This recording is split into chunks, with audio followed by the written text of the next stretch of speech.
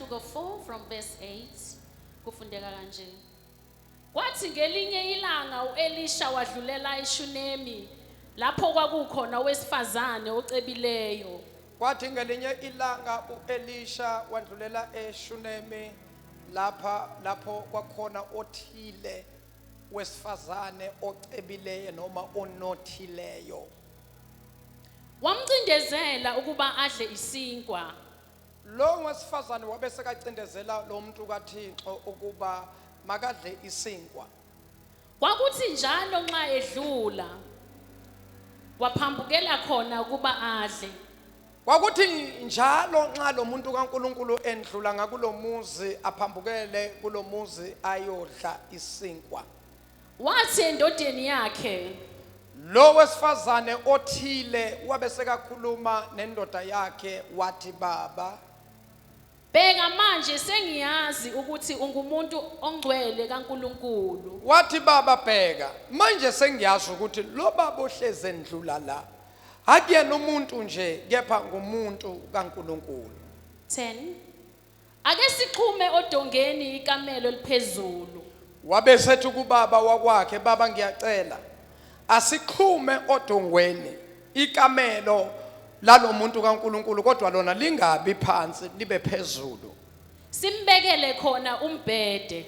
Lo muntu kaNkuluNkulu sothi base simxhumele leli kamelo sizombekela umbhede Netafula.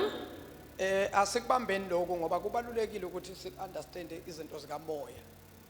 Number 1, ukhuluma ukuthi lo muntu akakhelwe ikamelo and ikamelo lakhona libe phezulu.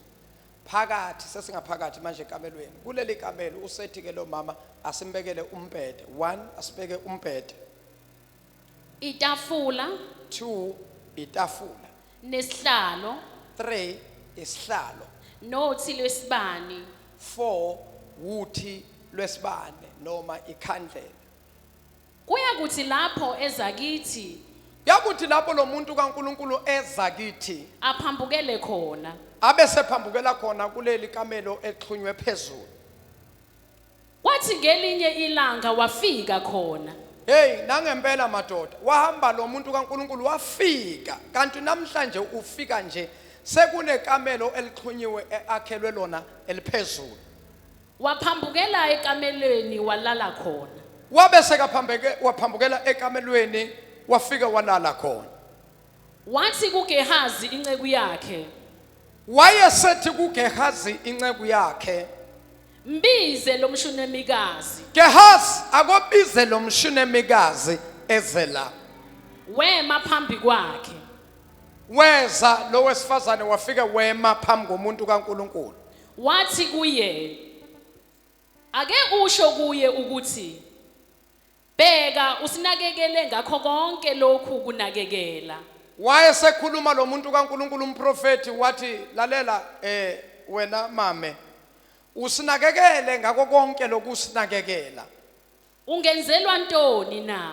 Yini ofisa ukwenzelwa yona na? Uthanda ukukhulekelwa enkosini Uthanda ukuthi mhlambe siyokukhulekela siyokunxusela enkosini noma enduneni yempi na? noma uthanda siyokukhulumela enduneni yempi na?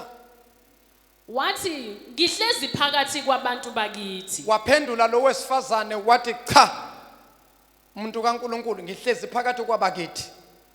Wayesethi angenzelwa ntoni na? Wayesehlupheka umuntu kaNkuluNkulu wabuza wathi, angenzelwa ntoni lo mama noma lo mame na? uGehazi wathi, Gehazi waseyaphendula wathi, impela akanandodana. kwaphendula uGehazi inceku kaElisha abehamba naye, indoda ethelela uElisha amanzi. Wayesebuza kuye wathi, Gehazi, yazi lo mama usinakekele ngayo yonke into, yini angenzelwa yona na? uGehazi wathi, uGehazi waseyaphendula wathi, impela akanandodana. wathi baba, mina engubonile kulo mama bona bacebile ba-rich futhi bahlezi kahle.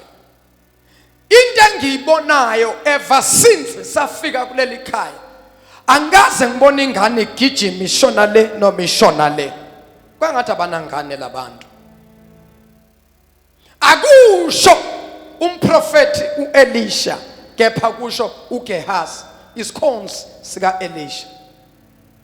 Nendoda yakhe isindala. Wathi ewubaba nobaba la ekhaya naye usemdala. Wayesethi mbize. Wayesethi ke Gehazi mbize lo mama. Wambiza wema eminyango. Wasembiza ke uGehazi lo mshuneme wafika kuleli kamelo eliphezulu kulomuntu kaNkuluNkulu wema ngasemnyango. Wathi ngalesi sikhathi ngomnyaka ozayo uyakusingatha indodana. Yaqala inkathazo. Wayesethi ke umprofeti kulo mame ngonyaka ozayo ngalesi sikhathi uzoba nendodana. Wathi hayi inkosi. Yaqala inkinga madoda. Waphendula masinyana lo mama wathi hayi cha baba hayi inkosi cha. Wena muntu kaNkuluNkulu ungaqamba manga encukazini yakho. Wena muntu kaNkuluNkulu yizwa lithini iBhayibheli? iBhayibheli indaba livele libeke njengoba injalo. Yizwa ukuthi uthini ngumprofeti. Uthi wena muntu kaNkuluNkulu ungaqamba manga. Hey kodwa Nkosi yami. Kepha owesifazane wakhulelwa. Kepha owesifazane ngonyaka olandelayo njengokusho komuntu kaThixo wakhulelwa. Wazala indodana. Wazala indodana. Ngaleso sikhathi ngomnyaka olandelayo. Ngaso lesi sikhathi besishilo ngonyaka olandelayo. Njengokusho kukaElisha kodwa kuye. Nkosi yami njengokusho komprofeti kaNkuluNkulu. Wathi umfana esekhulile. Kuthe lapho umfana sekhulile nje. Waphuma ngelinye ilanga. Waphuma lo mfana ngelinye ilanga. Waya kuyise kubavuni. Waya kuyise kubavuni. Wathi kuyise. Wafika kubaba wakhe. Ngafa ikhanda. Uma yefika wafika kuvunwa. Ngiyayithanda lento lo mfana. Wayengekho makutshalwa kodwa mase kuvunwa wabakhona. Ene makuvunwa akangahlala ekhaya. Kepha waphuma naye wayovuna nabanye abafana. Uma yefika lapha kubavuni wahlaselwa ikhanda waphathwa ikhanda. Wayesethi encekwini yakhe. Wayesethi encekwini yakhe. Miyise kunina. Wathi baba wakhe ekhuluma encekwini yakhe wathi lalela mthatheni nimise kunini. Yamthatha yamyisa kunina. Inceku yabe seyamthatha umfana ebulawa ikhanda yamisa kunina. Wahlala emathangeni akhe kwaze kwaba semini. Hey kodwa Nkosi yami Jesu. Wakafika kunina, unina wambona lo eza ephethe umntwana embambile emphakamisile. Wafika wathi uthi baba ngizoletha na ingane. Lo uyasebenza uyavuna wamshiya lo mama nengane waphindela le la kuvunwa khona. Wayithatha umama ingane. Wayithi ubeke esifubeni uyathandaza umama hayi izinto asihlangani. Wakhuleka wayibeka emadolweni izinto asihlangani. Kwase kwenzakalani? Wafa. Ayi.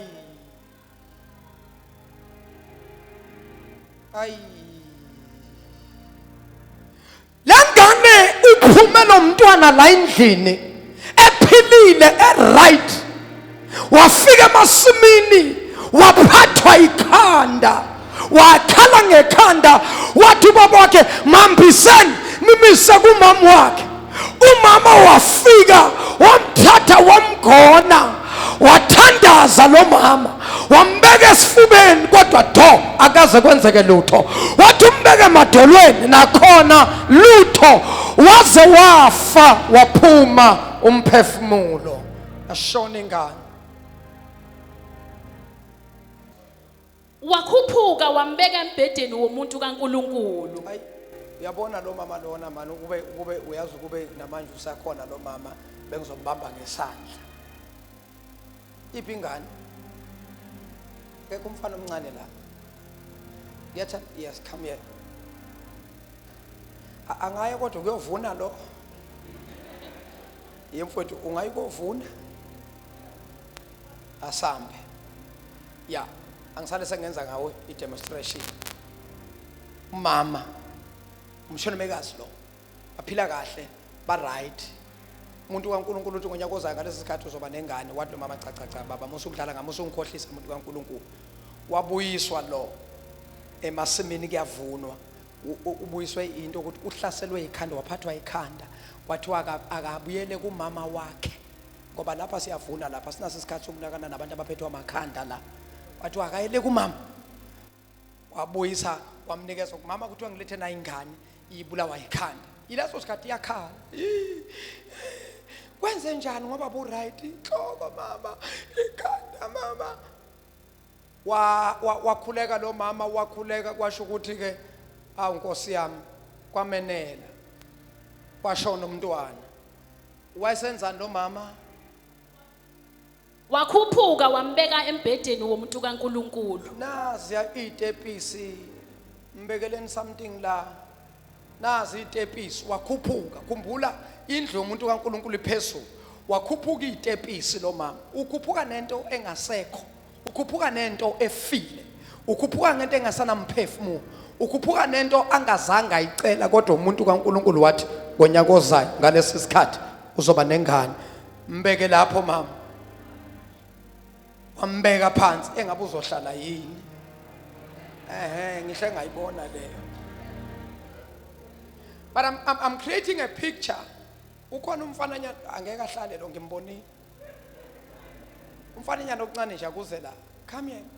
Kanti wena ngoba uyazi ngilokhuza ngawe yindaba ungasezi ma futhi ke ya wayesekhula khulile njengalo umama wakhe wamthatha ke sekhuphukile umama mfana hamba ulale lapha hamlale la senze iBhayibheli liphile manje izwi mele liphile ngoba manifila likwazi ukubasiza abantu mele liphile la wakhuphuka umuntu lo mama wambeka endlini yomuntu kaNkulunkulu lala mfana wamvalela wamvalela ngamanye amagama uma yephuma wavala umnyango waphuma waseyaphuma wabiza indoda yakhe wabiza indoda wathi sheshisani baba ake ungithumele enye yezinceku akangithumele enye yezinceku isheshisi iphuthume akasho ukuthi kwenzakaleni nenye yezimbongolo ukuba ngigijimele kulowo muntu kaNkulunkulu. Wathi baba mawuyithumela leyo nceku ingezi yodwa ayize nembongolo bese ngibuya. Awu madoda na akasekho lo akasekho nangu mama ulinde imbongolo manje kepha wathi uyelani kuye namuhla na? Wabuza ubaba wathi kwenze njani nkosikazi? Uyelani kumuntu kaNkulunkulu namhlanje? Akusile olokwethwasa kwenyanga ngoba akusiwe olokwethwasa kwenyanga akulona lokwethwasa kwenyanga amagama umuntu kaNkulunkulu bebaya kuye uma ngabe kuthwasa inyanga noma akusilo isabatha bebaya makuthwasa inyanga ukuyobona umuntu kaThixo baye nangesabatha ukuyobona umuntu kaThixo. Wathi kahle lo mama wathi baba kahle alokhu ubuza into eziningi wena nje ngithumelela lapho imbongolo wayisebophela imbongolo wabophela imbongolo wathi encekwini yakhe wayesethi lo mama encekwini ethunywe ngubaba kalo quba uhambe njalo wathi qhuba ende ngiyacela ungabheke emuva ungeme ndawo until ngize ngutshele ungangimise kuhambeni ungemi ngingakakutsheli ngingakasho wayesehamba ke hey na indoda ibophela imbongolo nangu mama emhlane wendoda bakhwele phezulu kwembongolo wayishaya umuntu imbongolo umama nangu uhlela ubambile uyakhala ngapha uyalila inhliziyo ithi lo baba lo ngamtshela ngathi angadlali ngami uyambona manje ubuhlungu asengizwise bona ngake ngasho ukuthi ngifuna ingane mina na usho lo baba usho lo mama qethelela sithi sengiyafika wafika kulowo muntu kaNkulunkulu entabeni yaseKhameli waseyafika lo mama entabeni eKhameli labe khona umuntu kaThixo kwathi lapho embona umuntu kaNkulunkulu esekude wathi lapha phezulu asentabeni uElisha wabona imbongo ligijima isusidasi susuthule wambona umshuneme eseza kude wathi kuGehazi inceku yakhe wayesethi kuGehazi Gehazi bheka nangu ya umshunenikazi bheka nanguya umshunemekazi ake ugijime akagijime Gehazi umhlangabeze uthi kuye umhlangabeze besuthi kuyena noma umbuzo ukuthi usahlezi kahle na usahlezi kahle mama indoda yakho isahlezi kahle na ubaba usese right ekhaya umntanakho usahlezi kahle na ingane isahlezi kahle na right wathi sisahlezi kahle sonke waphendula lo mama wathi sisahlezi kahle sonke hayi kodwa azi kahle ukuthi ingane ayisekho kodwa kangasho ukuthi ingane ayisekho wathi lalela Gehazi konke kusa right ubaba right ingane right sisahlezi kahle wafika kumuntu kaNkulunkulu entabeni wafika kumuntu kaThixo entabeni kodwa moya wabamba izinyawo zakhe wathi nakafika kwinceku kaNkulunkulu lo mama waye emadolweni wabamba inyawo zomprofeti elila ekhala ngoba umntwana akasekho wabamba inyawo uGehazi wasondela ukuba mxoshe hey oGehazi bayasusana noma bheka oGehazi angisho ukuthi uGehazi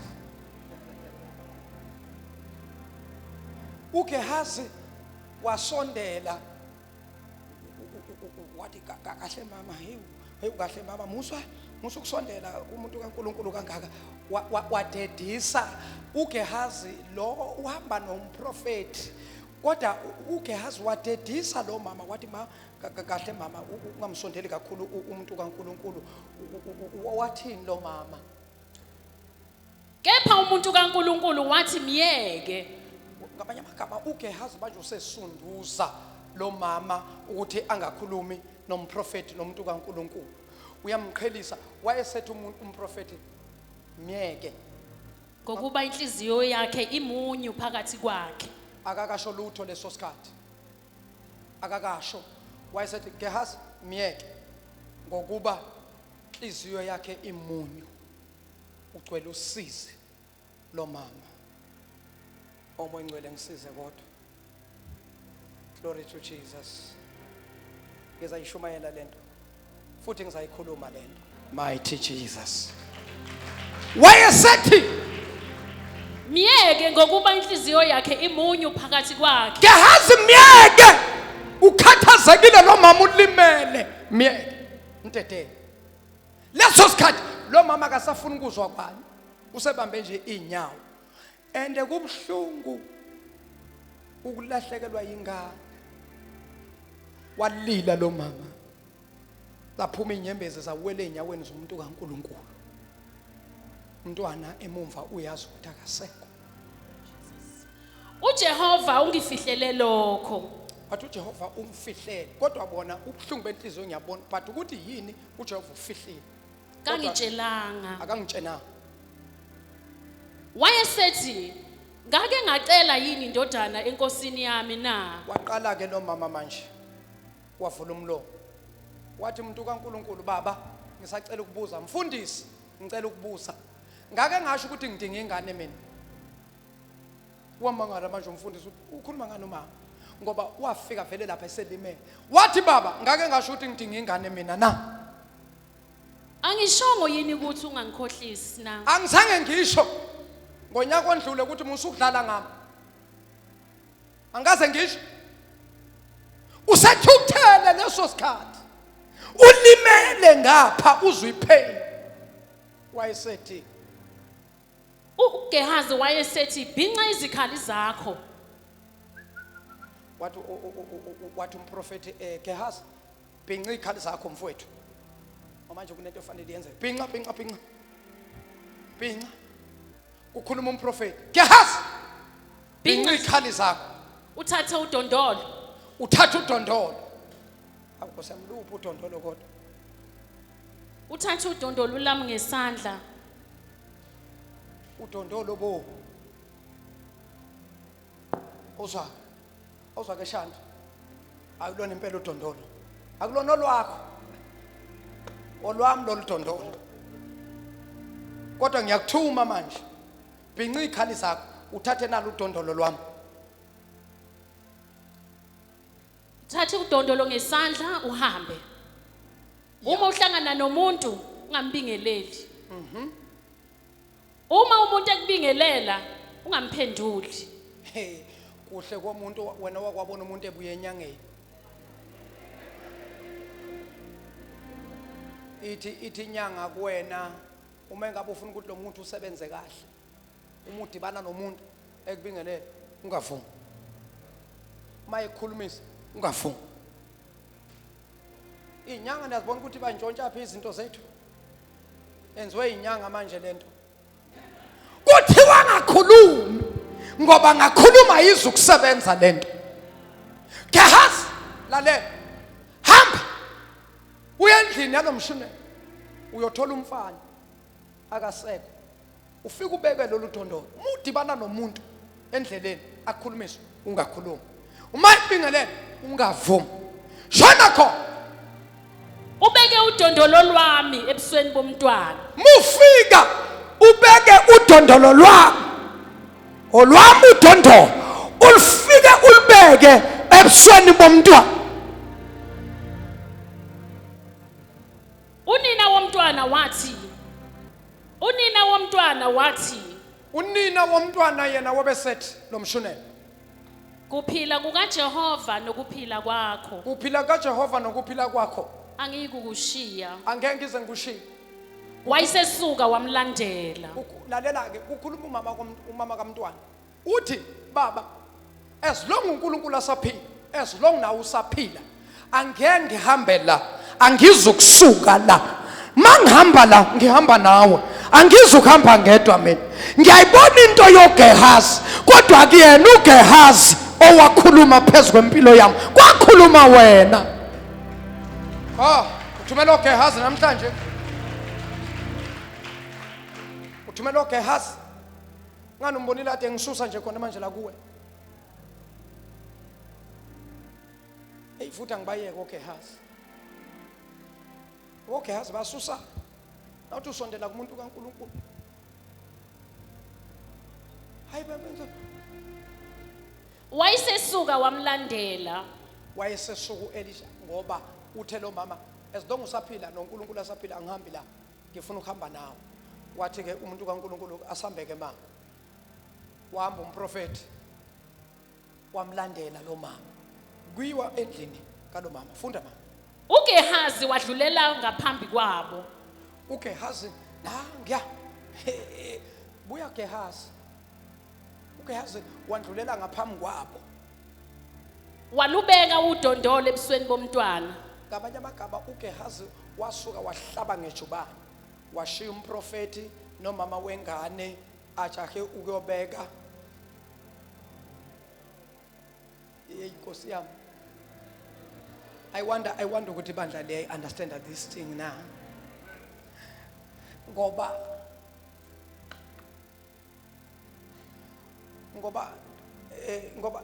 nayi into basuka bonke. Umprofeti usemnikile lo. Usemnikile le akuyona ekaGehazi eyomprofeti. kodwa umprofeti uyamthuma uyama-asayina uthi hamba ufike ubeke wena bhinca zonke iy'khali zakho uma ufika ubeke lolu dondolo phezu kwengane ayisekho wahlaba ngejubane uGehazi wagijima manya hamba ubeka nangu umprofeti uyeza umama umsele ngasemumva iyavuka ingane akwabakho ilizwi wabeka udondolo phezu ebusweni bengane akwabakho zwi ngamagama akazange aphile umntwana nesekhona ukhona izinto ezawushintsha namhlanje nezinto ezizawuvuka ebese yifile kodwa zizovuka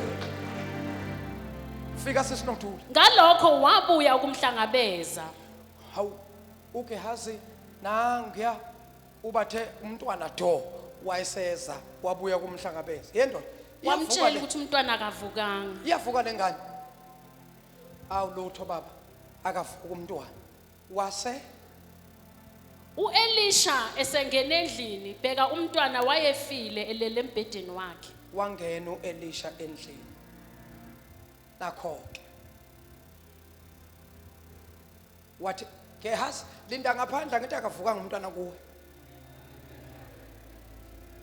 angithi ungenile wabeka udondolo akwangenzeka lutho waseyangena yena-ke umprofeti wabavalela ngaphandle uzwile-ke Gehazi lipa akusiyimi iBhayibheli lithi wabavalela ngaphandle uGehazi nomama engane wabavalela ngaphandle umuntu kaNkulunkulu wasengena waqonda embedeni la kulele khona ingane wakhuleka kuJehova waseqala wambiza umdala weinsuku wakhuleka phezu kwengane walala phezu komntwana wathi baba ngegama likaJesu Nkosi mayivuke lengane mawubuya umphefumulo wayo makavuke Nkosi makavuke moya ingcwele umntwana do qhubeka wabeka umlomo wakhe phezu komlomo wakhe walala phezu kwakhe nayibona ukuthi akavuki wabeka umlomo wakhe phezu komlomo womntwana namehlo phezu amehlo kwamehlo akhe. waqondanisa izinto umlomo phezu komlomo amehlo aqondana namehlo